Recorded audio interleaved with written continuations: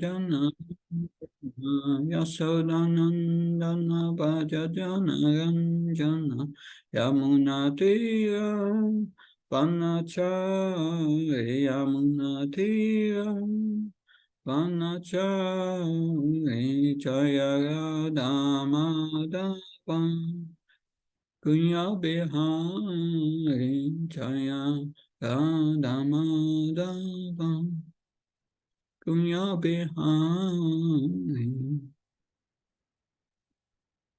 Om Jnanati Mandasya Jnana Shalaka Chakshur Militam Yena Tasmai Shri Gurave Namah Namo Vishnu Padaya Krishna Prasthaya Bhutale Srimate Bhaktivedanta Swami Namane Namaste Saraswati Devi Gauravani Pacharine Nirvishesha Sunyavadi Paskachai Dasatarni. Today we will start chapter 6 of the first canto, conversation between Narada and Vyasadeva. We will read the first verses. In the previous chapter, we have heard the life story, or the story of the previous life of Narada Muni, that at least the beginning of the story, because it's continued here in this sixth chapter. Why is Narada Muni telling this story? To demonstrate to Vyasadeva the power of bhakti, that bhakti is the most efficient process for self-realization. You may remember that Vyasadeva felt morose, depressed, and Narada Muni pointed out, you have done a great job. You compiled all this Vedic literature, but you did not describe the Supreme Personality of Godhead sufficiently. He told Vyasadeva, you missed the clue. You missed the most important point. And then he tells the story of his previous life, where he was born as the son of a maidservant serving these Bhakti Vedantas. He was taking their remnants of their prasad, and that he became purified in heart. And when he was hearing from these Bhakti Vedantas, he became attracted to Krishna. He became attracted more and more to hearing about Krishna. And then the Chaturmasya was over, the rainy season was over. And this Bhaktivedantas blessed him, that he received initiation, and they left. And that is now where this chapter 6 starts. We will read the first 4 verses first, and then we will come back to the purpose. Om Namo Bhagavate Vasudevaya. Om Namo Bhagavate Vasudevaya. Om Namo Bhagavate Vasudevaya. Sutta Vacha Evam Nisamya Bhagavan Devakshi Janma Karmacha Bhuya Prapacha Tam Brahman Vyasa Satyavati Sutta. Sutta said, O Brahmins, thus hearing all about Sri Narada's birth and activities, Vyasadeva, the incarnation of God and son of Satyavati, inquired as follows.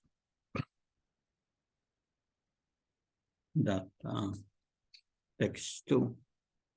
Vyasa Vacha Bhikshubir vipavashite vijnana destribistava vartamano vyayasyatye tatta kim akaro bhavam. Shri Vyasadeva said, what did you, Narada, do after the departure of the great sages who had instructed you in scientific transcendental knowledge before the beginning of your present birth? So they are asking questions. So, yeah. What did you do after all these creatures departed? Text 3. Svayambhuva kaya vritya vaktitam te paramvaya katam syam mudasvakshi kali prapte kalebram. O son of Brahma, how did you pass your life after initiation? And how did you obtain this body, having quit your old one in due course? Now, text 4. Prakalpa visyame tam smritim te muni sattama nayesa vyafadatkala esa sarvanirakriti. O great sage, time annihilates everything in due course. So how is it that this subject matter, which happened prior to this day of Brahma, is still fresh in your memory, undisturbed by time? I read also the purport of this verse. A spirit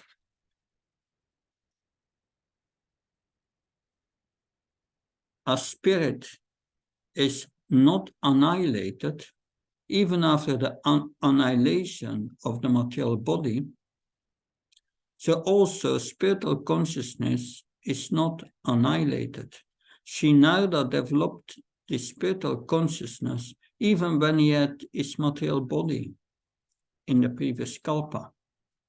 Consciousness of the material body means spiritual consciousness expressed to the medium of a material body. This consciousness is inferior, destructible, and perverted. But super-consciousness of the supra-mind in the spiritual plane is as good as the spirit soul and is never annihilated.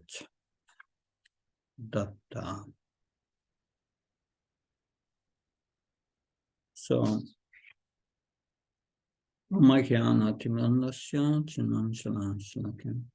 Seksualitam yena tasmai shi gavema. Namo Vishnupada Krishna Pastai Bhutto Vishimate Bhaktivedanta Swamiti Namini.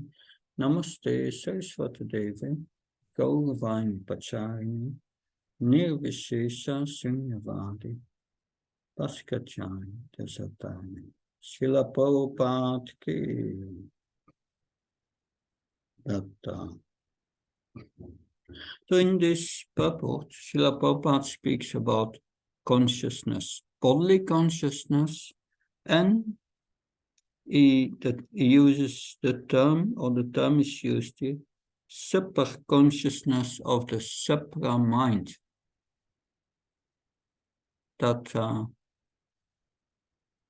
Because the questions here of Vyasadeva to Narada, Narada asked, what did you do after the sages departed? How did you pass your life after initiation? And how did you quit your body and attain your present form as the great sage Narada? How did you develop this spiritual body?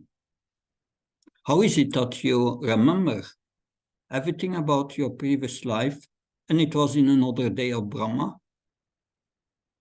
We don't even remember what we did yesterday at a certain time, but he remembered. Even a day of Brahma before. So that were the questions of Vyasadeva. But the answer is here in the purport. It is Narada Muni attained the stage of the super-consciousness of the supra-mind. Now, we will try to clarify this. That there are two verses in Bhagavad Gita always that I find very fascinating. That Bhagavad Gita, chapter 2, text 17. Avinasitu dat vidi yena sarvamidam tatam vinasamafyayasyasya nakachit kartumarati. That which pervades the entire body, you should know to be indestructible. No one is able to destroy that imperishable soul. So what is pervading the entire body? Krishna speaks about that in chapter 13. I think it's near the end of the chapter that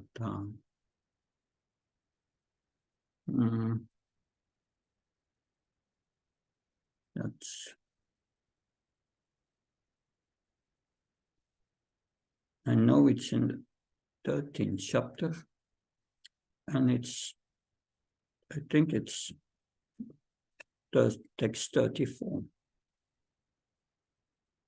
Yata prakasayatyeka krishnam lokamibam ravi shetram shetre tata krishnam prakasayati bharata. The son of Bharat, as the sun alone illuminates all this universe, so does the living entity, one within the body, illuminate the entire body by consciousness. That is what pervades the entire body.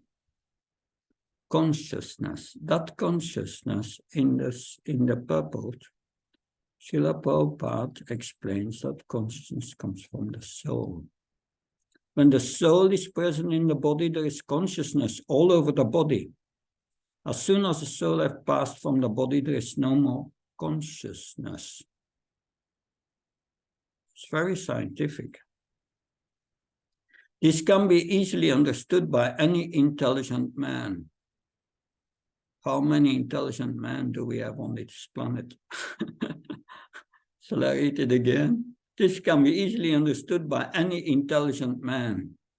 You need intelligence to understand this. Most people don't have it, this spiritual intelligence. They have a lot of material intelligence. They can create Satan 2 missiles to destroy the world. They have a lot of intelligence for that. But that simple point that they are not a body, they are the consciousness in the body. They don't get that. So that's important. Now, in the purport that we just read of this verse, Srila Prabhupada said, consciousness of the material body means spiritual consciousness expressed to the medium of the material body. Consciousness is spiritual, but it becomes contaminated by the modes when expressed through matter. Because the body is made of matter, it's made of matter. So that creates material consciousness. In a verse at the end of the 3rd chapter, Teachings of Lord Kapila Dev, also in the 11th chapter, Bhagavad Gita, 3 types of material consciousness are 3 types of material consciousness are created that and I will try to share with you my Word document. It's here, you must see it. And the first is Jagrati. The second kind of consciousness is Svapna in Sanskrit. Yes, Svapna.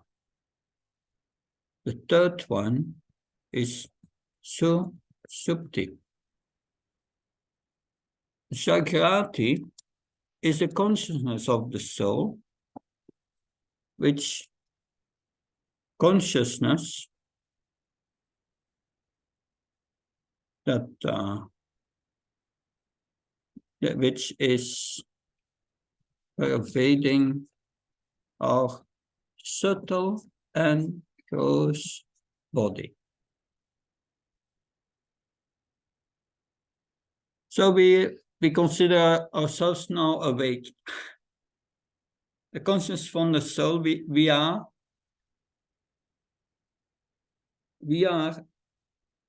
conscious of our thinking, feeling, willing.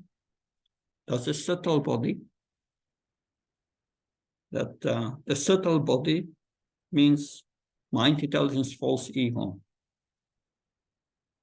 That mind means thinking, feeling, willing. So we are conscious of the subtle body and the gross body. So the consciousness is Srila Prabhupada in the purport says, is expressed through the medium of the gross and subtle and gross body. And we think we are awake. Now, the second level is Svapna. I'm dreaming. Dream means I'm conscious of the subtle body. When you dream, you forget about the gross body. Yeah, in the subtle body, the mind, who is not under control of the intelligence, created so many things in this, that imaginary things, and you sleep, and sometimes you have a nightmare. I got it a few days. I got a nightmare, and suddenly I shouted, and I was I became Jagrati. I became aware of the external body. That was quite an experience. Conscious of the subtle body. So then our consciousness is withdrawn from the gross body and is in the subtle body. But then Susupti. Susupti means consciousness is withdrawn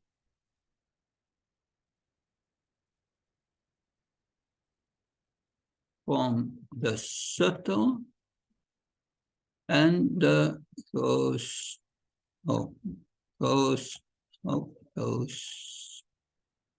body. Okay? So make it a little bigger from that we all can see it. So these are 3 levels of consciousness expressed through the material body, to the medium of the material body. But when you are in Susupti, is there then consciousness? That's the question. You can say there is no consciousness when it's not conscious. No. Because when you wake up, you remember, I had a good sleep. And when you don't have deep sleep, then you feel horrible. You feel not rested, but you feel refreshed. So what Shiva Goswami explains, Shiva Goswami explains in Susupti, the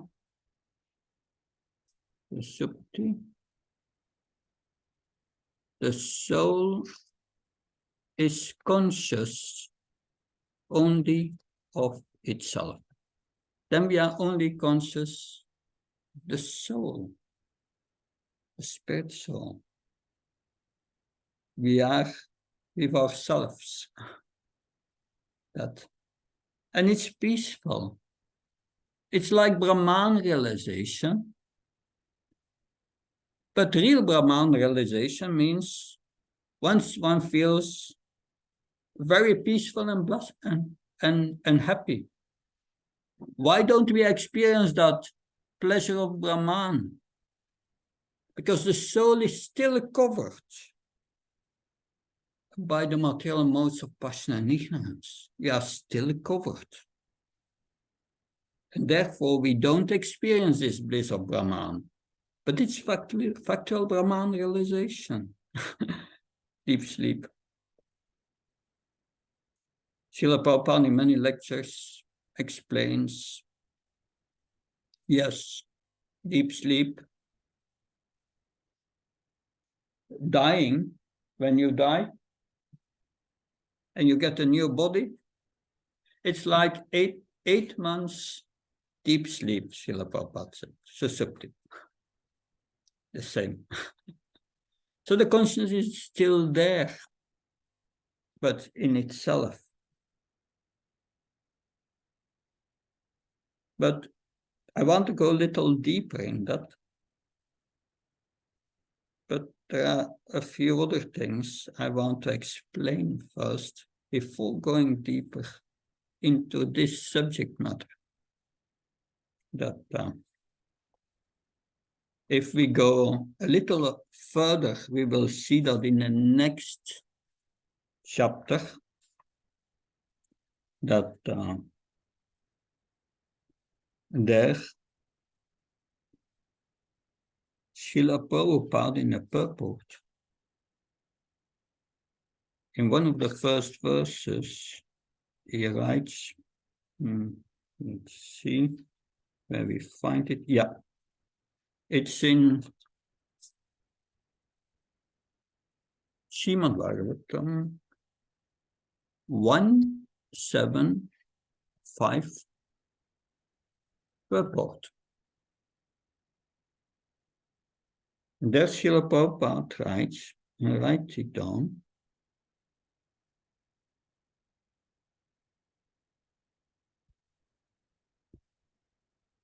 the living entity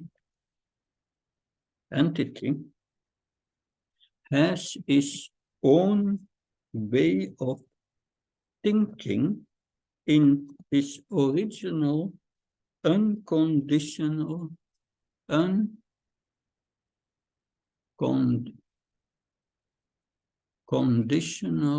state also. What does that mean? Our original unconditional state is like everyone in the spiritual world that has his own thinking and feeling and willing. But we in the material world, our thinking, feeling, and willing is performed by the subtle body because it's material. It is in relation to, it's not in relation to Krishna, our thinking, feeling, and willing in this world. From the moment your thinking, feeling, and willing start to be used in Krishna's service, you will reactivate your own original thinking, feeling, and willing in the unconditional state. So the subtle body is there, the gross body, but also our spiritual body is there. But it's covered over. It's covered over by the material modes, by subtle and gross body. You have this arm, gross arm, subtle arm, spiritual arm.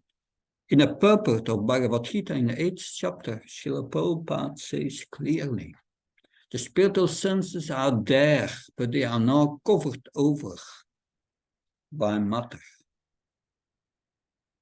So you are there, but you have started to use them. So that's important.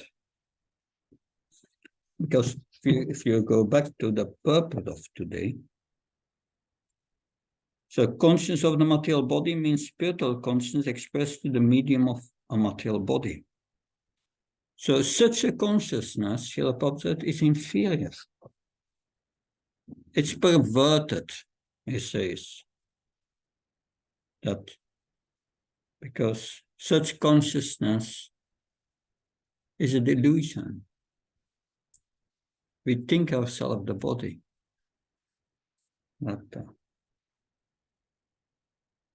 But superconsciousness of the supramind in the spiritual plane is as good as the spirit soul.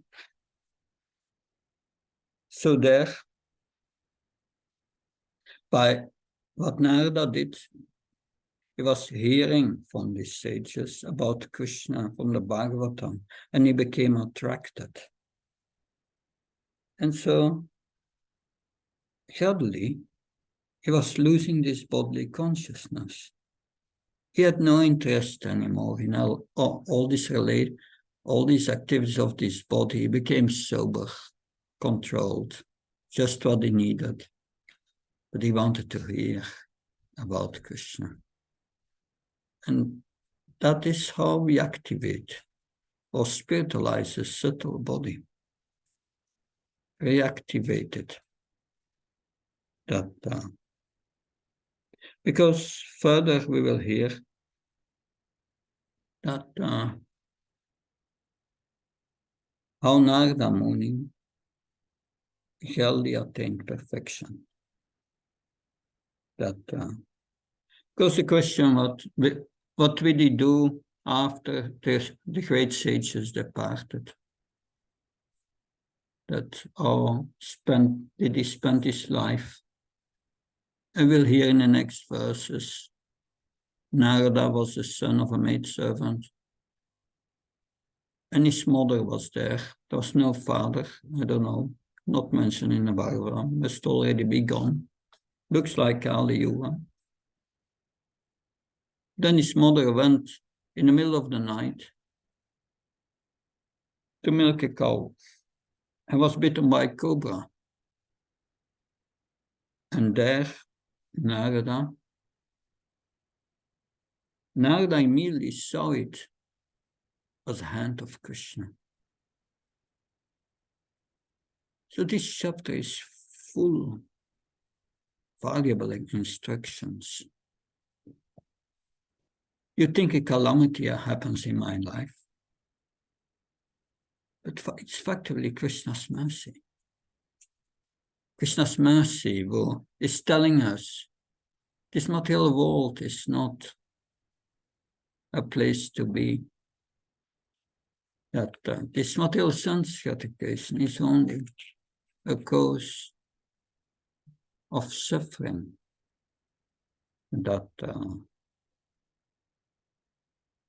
So it's for what is the purpose of this creation? It's also mentioned in the next chapter. It's for the rectification of these conditioned souls, to bring them back to the spiritual world. Rectification. And little Narada understood this. This is the hand of Krishna. It's making me free now of this attachment. And I performed the last rituals, and he was walking to the north, always chanting the holy names of Krishna. And this chanting was purifying, was removing these coverings, material coverings. Material covering that we identify with the gross body, the material covering that we identify with the subtle body. The gross body if we start chanting, very quickly we realize I'm not this gross body. That realization comes quite quick. But then that I'm not a subtle body, not a thinking, feeling, willing in this subtle body, that's more difficult. That gives us a lot of difficulties, this mind. Udret atman atman, atmanam avasadiat atmevi atmanavna atmevi pripuratman. With the mind you can degrade yourself or upgrade yourself, uplift yourself. It's a cause of suffering. Or it's in degradation, or it's a cause of upliftment. Can be your friend and your enemy. So that's a realization on the subtle level that comes later. And it's good to read in the 11th canto the story of the Avanti Brahmin, who went through so many difficulties. And what was his conclusion at the end? This suffering is only my mind. My mind is the cause of my suffering.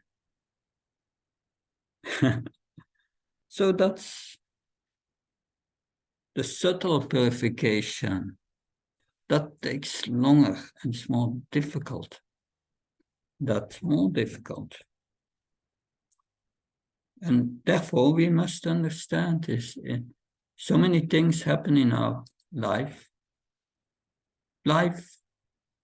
When I was in Calcutta, I drove a rickshaw, and before me there was another rickshaw, and at the back of the rickshaw was, life is a drama. And life is a drama from which we have to learn that. I remember when I went through great calamities in my life, Guru Maharaj, Bhakti Maharaj, he advised me, you have to accept everything, good and bad, that happens in your life, so-called good and bad, as a mercy of Krishna. As a way that Srila Prabhupada will write in the purport, is a way how the Supreme Lord drags us closer to him. That. So Little Narada went to the north and chanted. And at a certain moment, he was very tired. And he went to so many lands, that's all described in the Bhagavatam. But then he went to dangerous forests and he came at a pond of water and he took a bath and he drank water. He felt refreshed sitting under a pipala tree, a banyan tree, meditating and chanting. And at that moment, Krishna appeared in his heart and he became ecstatic. He got the highest realization. He became suddenly the highest yogi. Yogi namapi sarvam matchanam atmanam shadavam bachateyamam samyukta tamamata. And he found Krishna in his heart and he became ecstatic, full of happiness. All the symptoms of ecstasy appeared in his body, tears flowing from his eyes, hair standing on end. But then suddenly,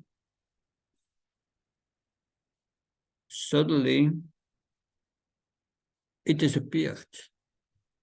And Krishna spoke to his heart and said, you will not see me anymore in this life, because you are not yet pure. Our Acharya says the impurity that was still there in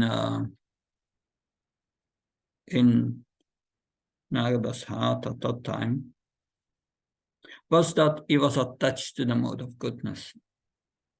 And he had also to transcend this. But that remembrance of having felt the Lord in his heart, that made him, with great enthusiasm, continue his sadhana as instructed by the sages and continue to chant. And then at the end of his life, suddenly, as a flash and a lightning, and he was in his subtle body. He was in his spiritual body. He left the subtle and the gross body behind. He was in his spiritual body. That is how, because that question will be answered here in this chapter. Because Vyas, he was asking here, how did you quit this body and attain this present body? And how are you able to remember? Now, in this verse that we just read, it said, oh, how can you remember? It's a day of Brahma later. A day of Brahma is 10 millenniums of 4 yugas, and his night is as long. It's also the same length. We cannot imagine how long it is. But then he entered Mahavishnu, Karbodakasaya Vishnu, and came out and appeared together with the 7 rishis and so on in Brahma's creation. He appeared, was not created. So it seems he was for a very long time in the body of Mahavishnu. One can say, oh, that's long. That's very long. Millions of years in the body of Mahavishnu. But what was the consciousness of Narada? He was in spiritual consciousness. What's the experience of time on the spiritual platform? He was beyond space and time. Beyond space and time.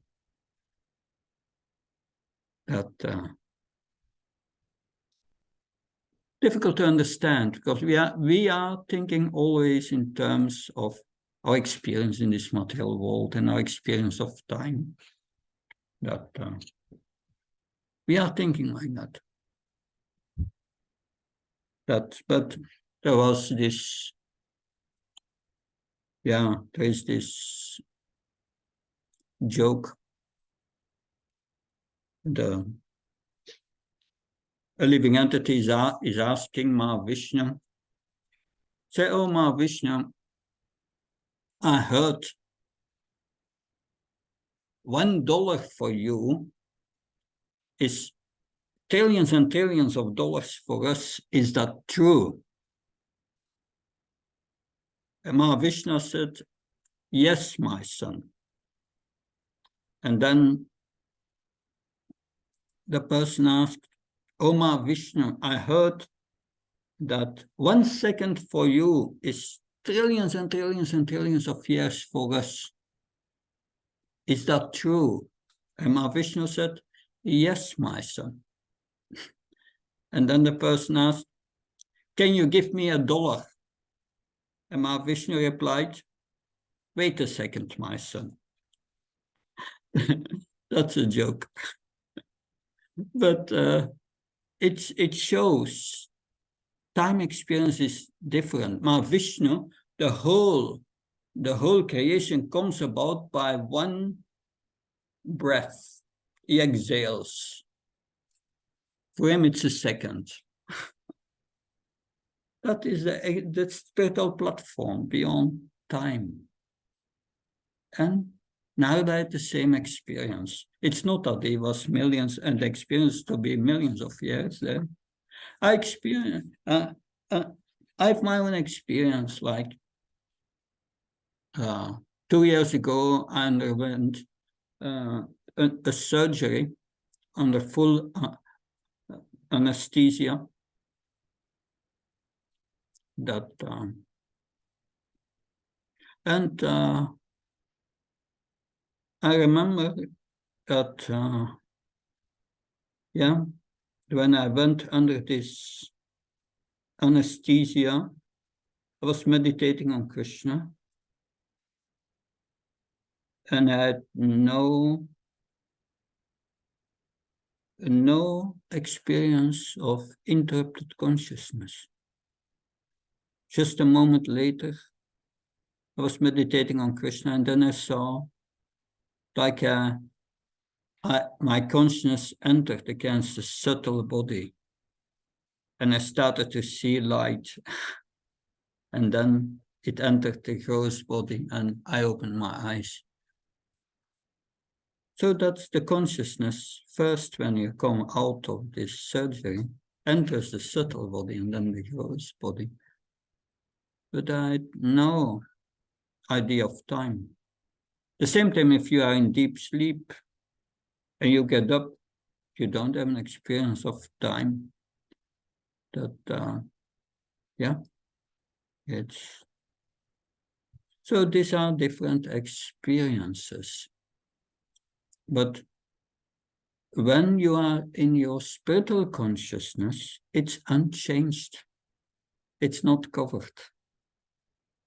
Therefore, he attained this super consciousness of the supra mind on the spiritual plane, and he could remember everything. There is no forgetfulness anymore on that platform when we come to our pure consciousness.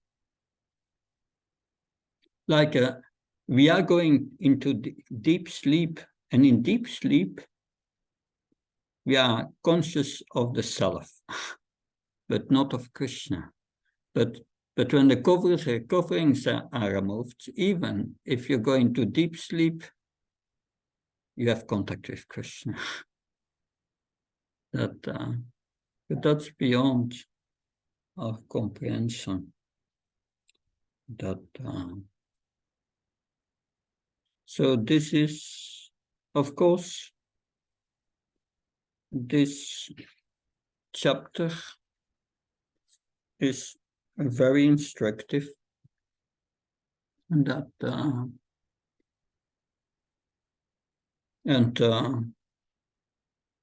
very scientific also. That if we understand these different levels of consciousness, how to remove this identification with the subtle and the gross body, how to purify us just by hearing about Krishna. That we can read a few more verses. We have a little more time. Text 5. Shri Narada said, the great sages who have imparted scientific knowledge of transcendence to me departed for their places, and I to pass my life in this way. Text 6. I was the only son of my mother, who was not only a simple woman, but a maidservant as well, since I was her only offspring. She had no other alternative for protection. She bound me with the tie of affection. She wanted to look after my maintenance properly, but because she was not independent, she was not able to do anything for me. The world is under the full control of the Supreme Lord. Therefore, everyone is like a wooden doll in the hands of a puppet master. When I was a mere child of 5 years, I lived in a Brahmin school. I was dependent on my mother's affection and had no experience of different lands. Once upon a time, my poor mother, when going out one night to milk a cow, was bitten on the leg by a serpent, influenced by the supreme time. In the Bprs, Srila Prabhupada writes, this is the way of dragging a sincere soul near to God. The poor boy was being looked after only by his affectionate mother, and yet the mother was taken from the world by the supreme will in order to put him completely at the mercy of the Lord. And now in the next verse, it's mentioned how Narada Muni accepted it as a mercy of Krishna. I took this as a special mercy of the Lord, who always desires benedictions for his devotees, and so thinking I started to the north. Purport: confidential devotees of the Lord see in every step a benedictory direction of the Lord, which is considered to be an odd or difficult moment in the mundane sense is accepted as special mercy of the Lord. Mundane prosperity is a kind of material fever, and by the grace of the Lord, the temperature of this material fever is gradually diminished, and spiritual health is obtained step by step. Mundane people misunderstand it. So mundane people cannot understand this. Srila Prabhupada had a godbrother from Germany, and he told that during the Second World War, all these wives of soldiers, they were going to church to pray to God, please protect my husband, let him survive this war. But many did not come back. And after the war, they became all atheists. So mundane people misunderstand this. But if you are trained in hearing the Bhagavatam, you see how Krishna works through material nature and helps you to detach from this world and become attached to him. Thus our devotees sees it. There's all these difficult situations that one is going through, he sees it as Krishna helping me to become more attached to him, and he becomes more and more attached to Krishna. It increases his attachment. But mundane people cannot get it. Those who don't have faith in Krishna and the Bhagavatam and understand themselves to be the body, like the animals, then it's difficult. It will not happen. So, good. I will stop here. Any questions, comments?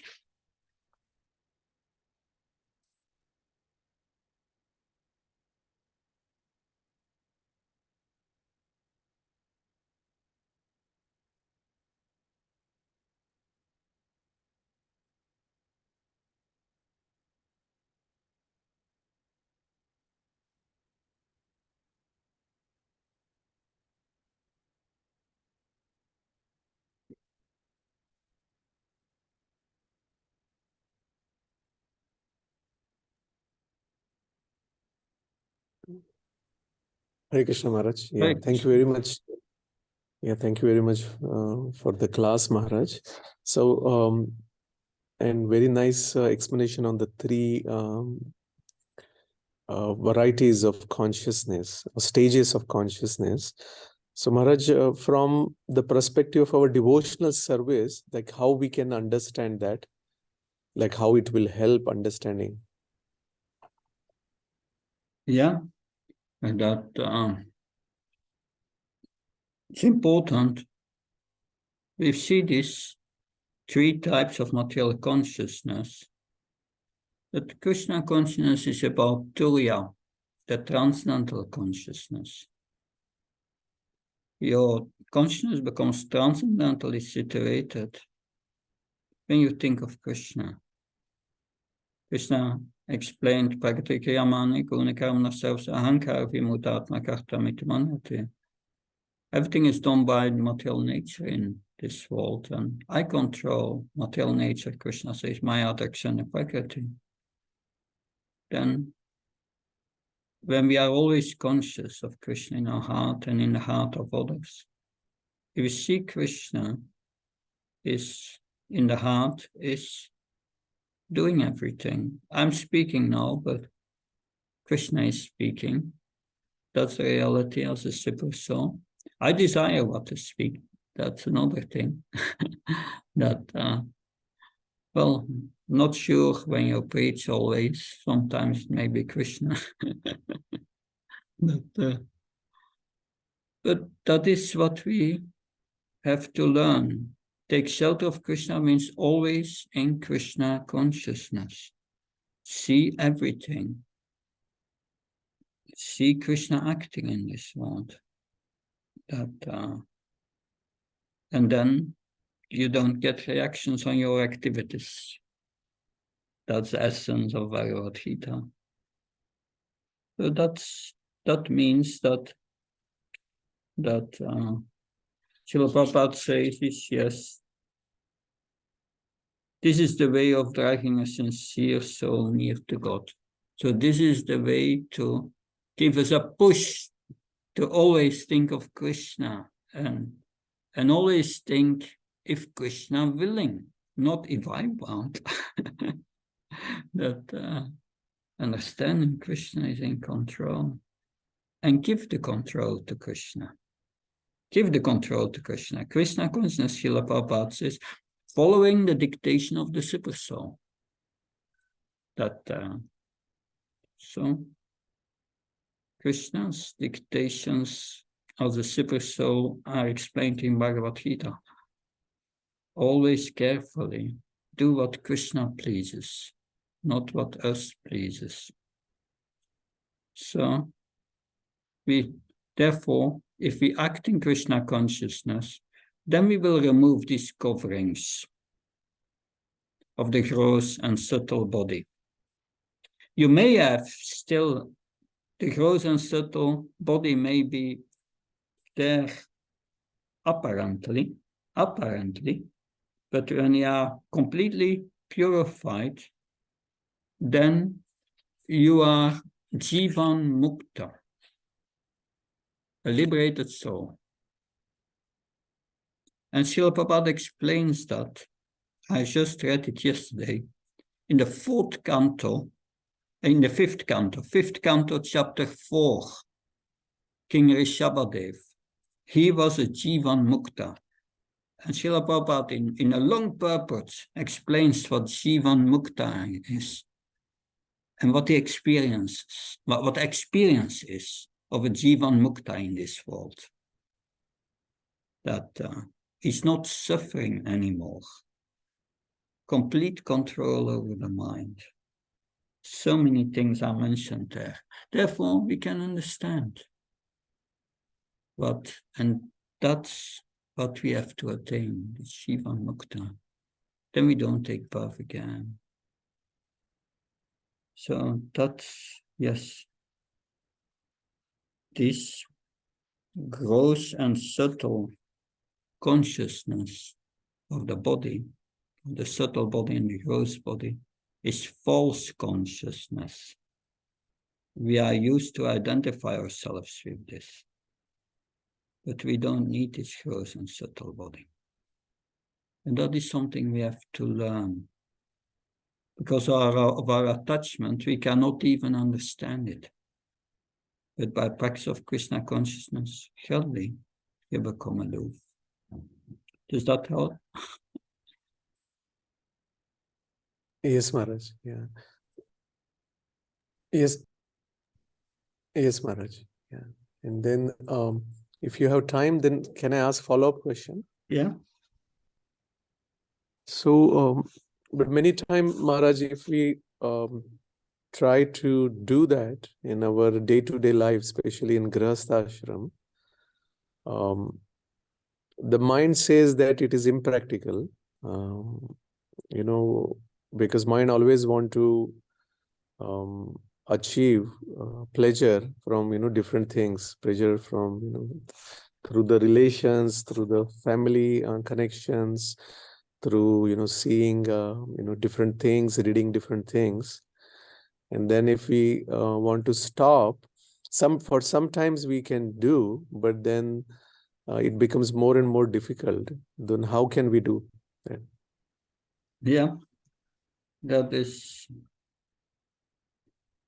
the message is, don't listen to the mind. You use your mind. But if you are too contaminated, you cannot do that. The mind is going to use you. Therefore, we have to start following the four regulative principles. That will help if we follow them strictly to get grip over the mind.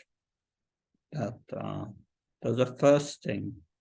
And the second thing is always engage your mind in devotional service. Don't listen to this mind.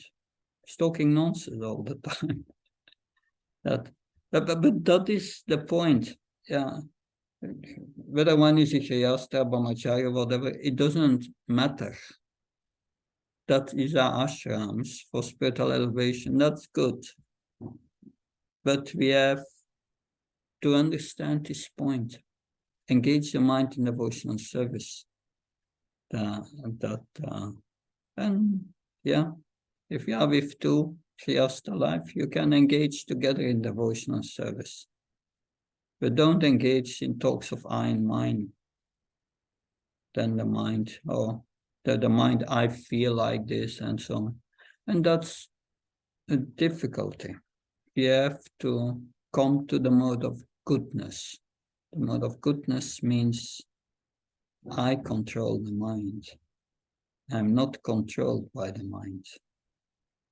The mode of passion, one identifies with the mind and the gross body.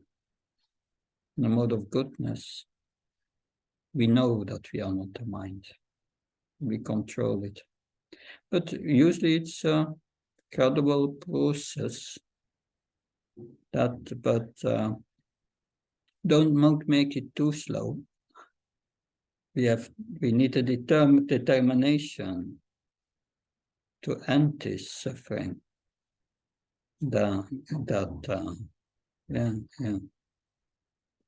Anyway,